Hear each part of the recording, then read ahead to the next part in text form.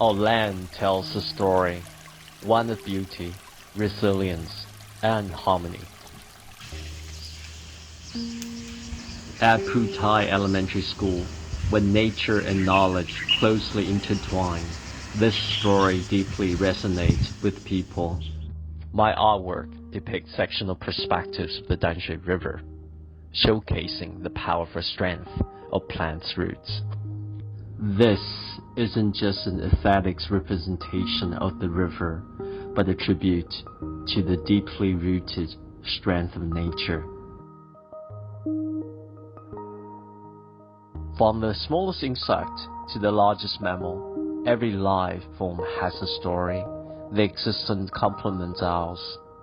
My artwork showcases our profound connection with all living beings, not just among ourselves, but with every form of life.